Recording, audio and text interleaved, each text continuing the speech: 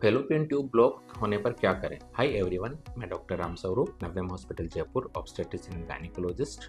और आज हम बात कर रहे हैं फेलोपियन ट्यूब के ब्लॉक होने के बारे में, क्योंकि आपको अगर प्रेगनेंसी होने में समस्या आ रही है और आप अपने गायनिकोलॉजिस्ट से मिलते हैं और आपके गायनिकोलॉजिस्ट आपको HSG टेस्ट प्रिस्क्राइब करते हैं। इस टेस्ट में आपके वेजाइना के थ्रू अंदर डाई डाली जाती है और उस डाई का एक्सरे लिया जाता है। ये डाई यूट्रस के अंदर से होकर दोनों फेलोपियन ट्यूब्स के द्वारा पेट के अंदर इकट्ठा होता है। अगर आपकी दोनों फेलोपियन ट्यूब खुली है तो ये डाई दोनों तरफ से आती हुई दिखाई देती है और हम उसको कहते हैं कि आपके फेलोपियन ट्यूब्स बिल्कुल पेटेंट है। लेकिन कई बार HSG की इस फिल्म में डाई पूरी तरह से बाहर नहीं आ पाती है, इसलिए हम इसमें ट्यूब ब्लॉक रिपोर्ट करते हैं। दोनों में से कोई एक या दोनों ट्यूब ब्लॉक हैं, जिसकी वजह से डाई उसके अंदर से आर पार नहीं हो रही है। तो इसमें घबराने की जरूरत नहीं है, क्योंकि इसका अगला चरण जो होता है वो होता है डायग्नोस्टिक लेप्रोहिस्टेरोस्कोपी। इसमें हम दूरबीन द्वारा बच्चेदानी के अंदर और बाहर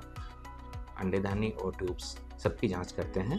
इस जांच के दौरान आपका ट्यूब टेस्ट भी किया जाता है, जिसमें आपकी डायग्नोस्टिक हिस्टेरोलेप्रोस्कोपी के दौरान हम एक प्रेशर से यूट्रस के अंदर फ्लूइड डालते हैं, जिसको हम नॉर्मल सलाइन कहते हैं। उस प्रेशर की वजह से अगर ट्यूब में कचरा कुछ जमा हुआ रह जाता है तो वो साफ हो जाता है और ट्यूब खुल जाती है। इसके अलावा बच्चेदानी के द्वारा ही हम एक सॉल्यूशन डालते हैं जो प्रेशर से जाता है और उसकी पिक्चर हम पेट के अंदर से मॉनिटर पर देखते हैं। अगर ट्यूब खुली हुई होती है तो सॉल्यूशन दोनों ट्यूब से बाहर पेट की तरफ आ जाता है। अगर दोनों में से कोई एक या दोनों ट्यूब ब्लॉक हैं तो वो सॉल्यूशन पेट में नहीं आ पाता है। इसके लिए हम अगला टेस्ट करते हैं।